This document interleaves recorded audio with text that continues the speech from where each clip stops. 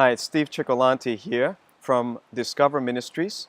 This is part of a series on the end times to answer some questions and to prepare people for Jesus' soon return. The first question is, why is Satan here at all? And a related question is, we know that after the millennium, which is 1,000 years reign of peace, the Bible says in the book of Revelation that Satan will be released from his captivity after that 1,000 years. So why is that? Well, God has a purpose in everything that He does. He has a good purpose. One of the main reasons that we're here at all, the big picture, is we're in a probationary period.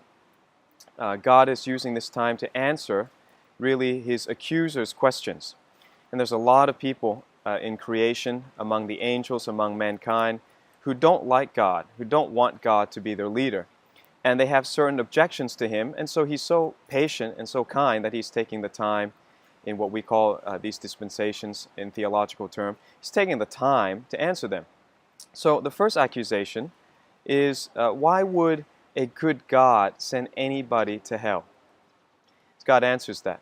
He says, all right, if you think that I'm unjust and that is not fair, then I will leave you, Satan and his fallen angels, to be with you.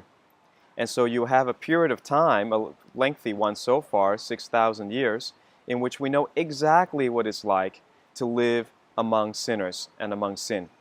And the hope of this is that eventually we get to a point where we should come to our senses and say, you know what, God, you're absolutely right in what you do. Every sinner should be barred from entrance into heaven, should be completely separated from the righteous, so that we can have a peaceful, beautiful earth and peaceful, beautiful heaven. Now, even though some people will see, okay, that's true, maybe Satan and his angels should go to hell, some sinners like Hitler and Saddam Hussein and maybe Hussein, what's his name, Osama bin Laden, he should definitely go to hell. Oh, I get that. But a lot of people still object and accuse God and say, well, you know what?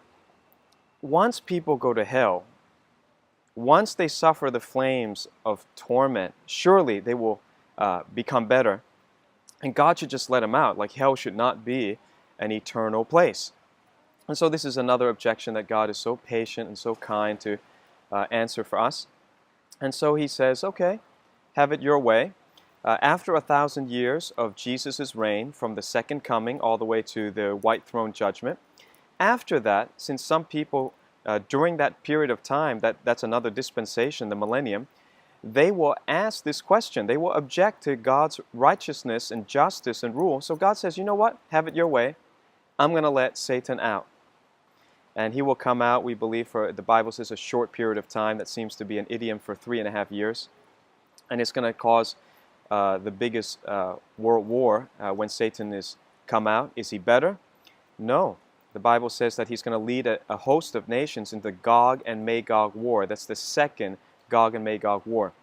So we find that when people are in hell, they don't become better people. In fact, Satan is more angry, more bitter. He's more vicious than ever before. And so God is just and God is fair, and He uses these dispensations or these times to answer different questions. That's why there are different characteristics to each dispensation. We're going to use this principle to answer some more questions in my next video, such as, well, why is God invisible? Why can't we just see God? A lot of sinners just say, if I could see God, if God just proved Himself to me, then I would surely believe. Well, that's not necessarily true. In the next video, I also want to give you 3 scriptures about why we're not the only thing in the big picture. God is using this time, this probationary period, to prove that He is righteous and that He is trying to get a people prepared for His rule. And so I'm prepared. I want His leadership. I'm not questioning what God does, because I know that everything that He's chosen to do has been for the best interest, for the best of mankind. And so He's a good and a just God. His decisions are good.